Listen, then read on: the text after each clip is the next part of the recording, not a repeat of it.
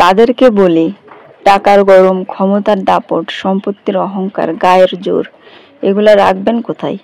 কাফনের তো পকেট নাই, কবরে যাওয়ার সময় তো কিছুই নিয়ে যেতে পারবেন না, তাহলে এত কিসের অহংকার? হ্যালো এভরিওয়ান, আসসালামু আলাইকুম। কাছে এবং দূরে যে যেখান থেকে আমার ভিডিওটি দেখছেন, আশা করি সকলে ভালো আছেন। সকলের সুস্বাস্থ্য কামনা করে আজকের ভিডিওটি শুরু করছি।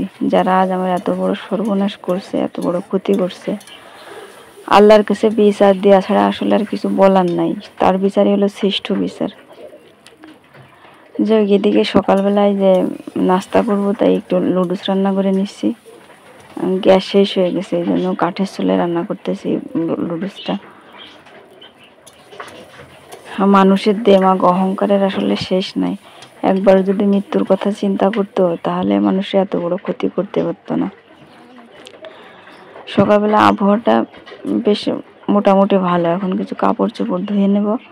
আজ আমার ঘরের বিছানার চাদরটা বদলে নিচ্ছি আর কি, বদলে দিছি। এখন ঘরটা একটু মুছে নেব। এই যে ভিডিওটি দেখতে থাকেন, আশা করি ভালো লাগবে।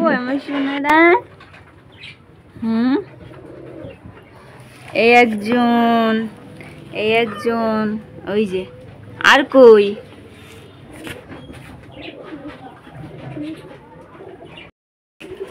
কাপড় কোটা কাঁচা হয়ে গেল, মিলে দিতে হবে।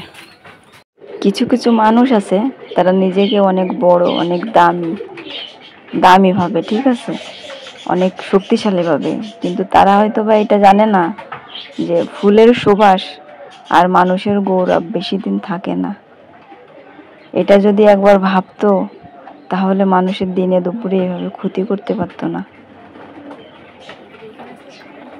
এদিকে আমি ঘরটায় যে পরিষ্কার করে নিলাম, আগের থেকে যে বিছানার চাদরটা উঠায় ওই যে কাঁচা ধোয়া হয়ে গেছে, আর এদিকে এই যে ঘরটা মুছে নিচ্ছি, আর এদিকে বিছানার চাদরটা ওই যে চেঞ্জ করে নতুন বিছানার চাদর, মানে পুরাতনই আর কি, পরিষ্কার বিছানার চাদরে যে পেতে নিলাম, আর ঘরটা একটু মুছে নিচ্ছি। আর শুক্রবার, সবাইকে জুমা মোবারক। শুক্রবারের দিনটা আসলে কেমন একটু ঈদ ঈদ মনে হয়, কিন্তু অন্য দিক থেকে আসলে অনেক খারাপও লাগে, কারণ এমন একটা শুক্রবারে হয়তো বা কিয়ামত হয়ে যাবে। এদিকে আমি কাপড় চোপড় কয়টা এই যে মেলে দিলাম। কই একটু ঘুমাই নিচ্ছে তাই? ও আচ্ছা, ঠিক আছে, তা ঘুমাই নাও থাক, ঘুমাও শোনা। তাকাই একটু একটু করে তাকাই। এদিকে বিড়াল ছানাটা দেখেন নিশ্চিন্তায় ঘুমাচ্ছে। ওদের জীবনে একদিক থেকে ভালো, আবার অন্য দিক থেকে মানুষ যখন ঝাঁটালাথি মারে তখনই আসলে ওদের কষ্টের শেষ নাই। কেউ খাইতে দিতে পারুক না পারুক, মনে করেন অবহেলাটা করতে পারে সবাই। আবার আমি একটু পশু পাখিকে খাইতে দিই ভালোবাসি বলে এটা মনে করেন সবার চোখে কাটা হয়ে গেছি আমি, ঠিক আছে। তো তাতে আমার কিছু যায় আসে না কে কি বললো, কে কি করলো। আর তারা অসহায়, ঠিক আছে, তারা অবলা, তাদেরকে খেতে দেবো, তাতে কে কি বললো না বললো, তো আমার তাতে কিছু যায় আসে না। এদিকে আজকে পোলট্রির একটু মাংস রান্না করে নিচ্ছি। বেশ অনেকদিন মাংস খাওয়া হয় না, তাই একটা মুরগি নিয়ে আসছিলাম, তো অর্ধেক রান্না করতেছি। আর এদিকে ছোট মাছ দিয়ে আলু দিয়ে আর কি একটা চচ্চড়ি করবো।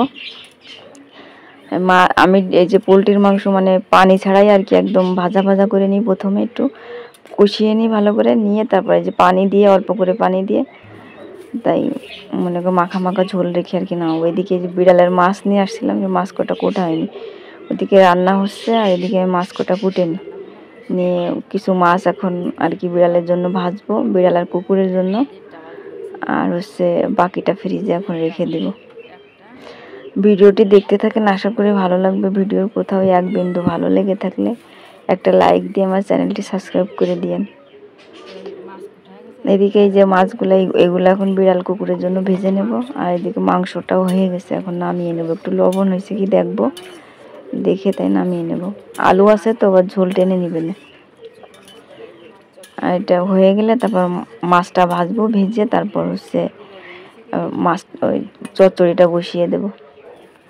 রান্না বান্না শেষ, এখন বিকাল হয়ে গেছে, মুরগির ঘরে যাব। এদিকে দেখেন বাইরে যে 2টা মুরগি ছিল আমার, তার থেকে একটা মুরগিকে 14টা ডিম দিয়ে বসিয়ে দিছি। আর একটা মুরগিরে বসাইছি, ওই যে মুরগির ঘরের ভিতরে যে মুরগি ওইখান থেকে একটা মুরগিরে বসাইছি, 2টা মুরগিরে বসাই দিয়েছি। আর আগের দিনের যে মুরগির বাচ্চা ছিল আর কি, ওই বাচ্চার থেকে 7টা বাচ্চা বিক্রি করে দিছি। আর এদিকে আমি যে ফার্মি মুরগির বাচ্চা কিনছিলাম 3টা, এখন বেশ আবার এই যে বড় হয়ে গেছে। আর এইখানে যে আমার ওই যে 9টা বা 10টা ছিল হয়েছিল, তো একটা ছোটকালে মারা গেছিল পানিতে ডুবে। আর ওই যে 9টা আর কি ছিল, 9টার থেকে 7টা বিক্রি করে দিছি, আর 2টা রেখে দিছি আমি বাসার জন্য। আর এই যে আগের বড় কোটা, এই কোটা 2 মাস কয়দিন বয়স, আর ওই 2টার হলো 1 মাস বয়স। আর ফার্মি মুরগি কিনছি বেশি দিন হয়নি, অল্প কয়দিনই হয়েছে। এদিকে দেখেন যে সর্বনাশের কথা বলতেছিলাম, দেখেন আমার মুরগির ঘরটা ভেঙে কি করছে। এত গায়ের জোর, এত অহংকার। আমার বাসার সামনের বাসা সাদালা বাড়ি, ঠিক আছে, ওরাই কিন্তু একসময় মনে করেন অনেক গরিব ছিল, ঠিক আছে। সামান্য একটা বিষয় নিয়ে, মানে কুকুর তাড়ানো নিয়ে, ঠিক আছে, একটা কুকুর আমাদের বাসার সামনে ছিল, সেই কুকুরটার ওরা মনে করেন কোনো পশু পাখিরা সহ্য করতে পারে না, ঠিক আছে, সেই কুকুরটা নিয়ে তাড়ানো নিয়ে সামান্য গ্যাঞ্জাম বাজছে, তাই নিয়ে দেখেন আমার ঘরটা ভেঙে কি করছে। তা আল্লাহর কাছে বিচার দিয়ে রাখছি।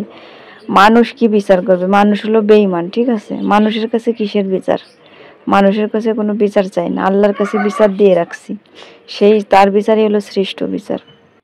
ওরা এইভাবে আমার প্রতিনিয়ত আমাদের ক্ষতি করেই যায়, আমাদের ঘরের দেওয়ালগুলো এভাবে নষ্ট করে ফেলে, ঠিক আছে। মানে অন্যান্য দিক থেকেও তারা মনে করেন সবসময় এরকম মানুষের ক্ষতি করতেই থাকে। তা করতে থাক, উপরে একজন আছে, সে বিচার করলেই হচ্ছে। যাই হোক, সকলে ভালো থাকবেন, সুস্থ থাকবেন, আল্লাহ হাফেজ।